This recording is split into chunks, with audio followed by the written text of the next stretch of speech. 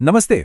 आहट की दुनिया में ना कभी कभी एक छोटा सा सफर, एक अनप्लैन्ड ट्रिप ऐसे दरवाजे खोल देता है जिन्हें हमेशा के लिए बंद ही रहना चाहिए। आज हम एक ऐसी ही कहानी को समझने की कोशिश करेंगे जहां एक सरप्राइज एनिवर्सरी ट्रिप, एक दफन हो चुके अतीत और एक बदला लेने वाली आत्मा दोनों को जगा देती है।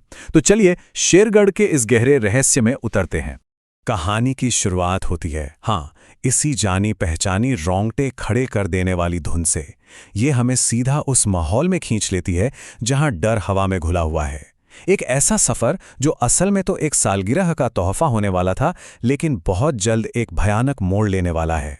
तो कहानी के सेंटर में है सोनिया और आकाश। ये दोनों अपनी शादी की सालगिरह मनाने के लिए निकले हैं। आकाश ने सोनिया के लिए एक बढ़िया सा सरप्राइज प्लान किया है, पर उन्हें यह अंदाजा बिल्कुल नहीं है कि उनकी मंजिल तक पहुंचने का रास्ता उम्मीद से कहीं ज्यादा खतरनाक होने वाला है। एक सुनसान सड़क पर सब कुछ नॉर्मल लग रहा था, लेकिन तभी अचानक से गाड़ी का स्टीरियो अपने आप चालू हो जाता है और उसमें से एक बहुत ही अजीब, बेचैन कर देने वाली धुन गूंजने लगती है। और फिर ठीक सामने हेडलाइट्स की रोशनी में एक बच्ची दिखाई देती है। अब उसे बचाने की हड़बड़ी में गाड़ी का बैलेंस बिगड़ता है और वो सीधा एक पेड़ से जा टकराती है। जब आकाश को होश आता है ना, तो मंजर और भी डरावना था। सोनिया गाड़ी से काफी दूर बेहोश पड़ी हुई है।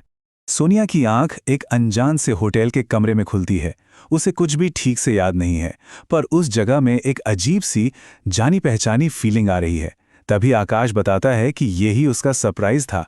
वो लोग शेरगढ़ में हैं, और शेरगढ़, ये नाम सुनते ही मानो सोनिया के अंदर कोई दबा हुआ पुराना खौफ जाग उठता है। देखिए, शेरगढ़ सोनिया के लिए कोई आम टूरिस्ट स्पॉट नहीं है। ये एक ऐसी जगह है जहां उसका सबसे बड़ा दर्द, उसका सबसे भयानक अतीत दफन है। और अब इतने सालों बाद वो अतीत दरवाजे पर दस्तक दे रहा है। तो आज सोनिया यहाँ अपने पति के साथ है, लेकिन 10 साल पहले वो यहीं अपने परिवार और अपने छोटे भाई विक्की के साथ आई थी। और यही वो मनहूस यात्रा थी जब विक्की हमेशा हमेशा के लिए गायब हो गया था।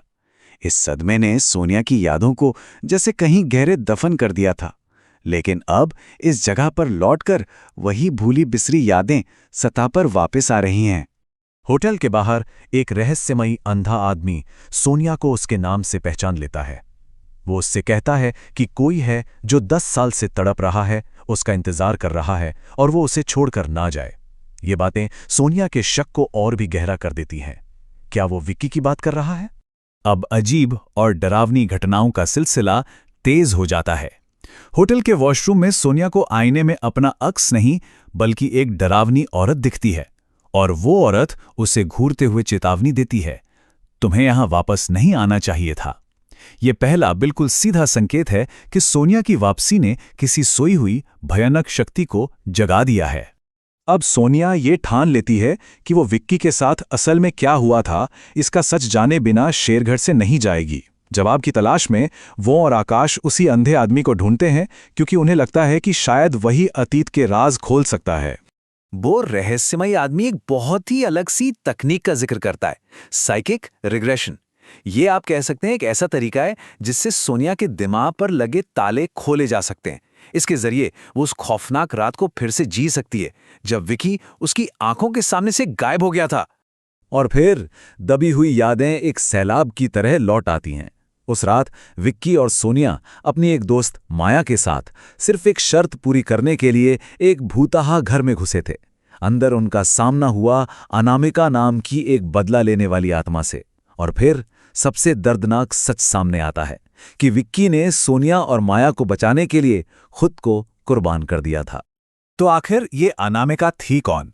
वो एक अकेली ट्यूटर थी जिसे बच्चों को पढ़ाने में ही सुकून मिलता था, लेकिन जिंदगी का अकेलापन इतना गहरा था कि वो मौत के बाद भी उसका पीछा नहीं छोड़ता, और वो बन जाती है एक शक्तिशाली बदला लेने वाली आत्मा जो अपने दुख और अकेलेपन की वजह से बच्चों की आत्माओं को हमेशा के लिए अपने पास कैद कर लेती है। अपनी यादों को कंफर्म करने के लिए वो लोग माया के घर जाते हैं, और वहां उन्हें मिलता है माया का लिखा एक सुसाइड नोट। उस चिट्ठी में उसने उस रात का सारा सच लिखा था और साथ ही उस भुतहा घर का पता भी दिया था। पता चलता है कि माया भी इतने साल अपराध बोध में ही जी रही थी। तो अब जब अतीत का सच पूरी तरह से सामने आ चुका है, सवाल ये उठता है कि विकी और बाकी फंसी हुई आत्माओं को आजाद कैसे कराया जाए। अब सारा ध्यान इसी पर है। अनामिका के इतने गुस्से की जड़ क्या थी? उसका दर्द। वो अपने ही बेटे अजय से अलग हो गई थी। फिर जब दूसरे पेरेंट्स ने भी अपने बच्चों को उसके पास भेजना बंद कर दिया तो उसका अकेलापन बर्दाश्त से बाहर हो गया और उसने अपनी जान ले ली। अब उसकी आत्मा उसी दर्द से भरी है और वो किसी भी बच्चे को खुद से दूर नहीं जाने देना चाहती। और यहीं कहानी में एक बहुत बड़ा मोड़ आता है। उन्हें यह एहसास होता है कि अनामिका के गुस्से को सिर्फ एक ही इंसान शांत कर सकता है, वो इंसान जिसे वो आज भी सबसे ज्यादा याद करती है, उसका बेटा अजय। अब वो अंधा आदमी उन्हें मुक्ति का एक बहुत ही खतरनाक रास्ता बताता है। पहला कदम, अनामिका के बेटे अजय को ढूंढना। दूसरा, अजय के साथ उस भूताहा घर में वापस जाना। तीसरा, वहां कैद बच्चों के कंकाल खोजना। और चौथा और सबसे जरूरी, उन कंकालों का अंतिम संस्कार करना ताकि सभी आत्माओं को शांति मिल सके। हर एक कदम पर मौत का खतरा है। तो अब सोनिया, आकाश और अजय तीनों उस भूताहा घर में घुसने की तैयारी करते हैं। ये एक अंतिम टकराव है जहां सब कुछ, बिल्कुल सब कुछ दांव पर लगा है। घर के अंदर जाते ही विक्की की आत्मा सोनिया के सामने आती है। वो उसे वहां से भाग जाने के लिए कहती है, लेकिन इस बार सोनिया अपने भाई को फिर से अकेला छोड़ने को तैयार नहीं है। वो ठान चुकी है, वो उसे मुक्त करा के ही रहेगी। जैसे ही वो लोग कंकालों को जलाने की कोशिश करते हैं, अनामिका की आत्मा वहां प्रकट हो जाती है। उसका गुस्सा साफ दिख रहा है। वो किसी भी कीमत पर उन आत्माओं को जाने नहीं देगी। फाइनल बैटल अब शुरू हो चुकी है। अनामिका पूरे गुस्से से उन पर हमला करती है। पूरा कमरा अफरा तफरी में डूब जाता है। एक तरफ आकाश आग जलाने की बेतहाशा कोशिश कर रहा है, तो दूसरी तरफ आत्मा की भयानक शक्ति उन सब पर हावी होती जा रही है। जब ऐसा लगता है कि अब सब कुछ खत्म हो जाएगा, तभी अजय आगे आता है। वो सीधे अपनी मां की आत्मा से बात करता है, उससे माफी मांगता है और उन बच्चों को आजाद करने की भीख मांगता है। ये इस पूरे टकराव का सबसे इमोशनल पल है। और कहते हैं ना, एक बेटे के प्यार में वो ताकत होती है जो एक मां के सालों पुराने गुस्से को भी शांत कर सकती है। अजय की पुकार काम कर जाती है। अनामिका को शांति मिलती है और उसके साथ साथ विक्की, माया और बाकी सभी बच्चों की आत्माएं आखिरकार मुक्त हो जाती हैं। ये कहानी हमें एक बहुत गहरे सवाल के साथ छोड़ जाती है। अनामिका का गुस्सा और दर्द उसके अकेलेपन से पैदा हुआ था, लेकिन उसे शांति मिली अपने बेटे के प्यार से। तो सोचने वाली बात यह है कि क्या वाकई सबसे गहरी नफरत को मिटाने की ताकत सिर्फ और सिर्फ प्यार में ही होती है?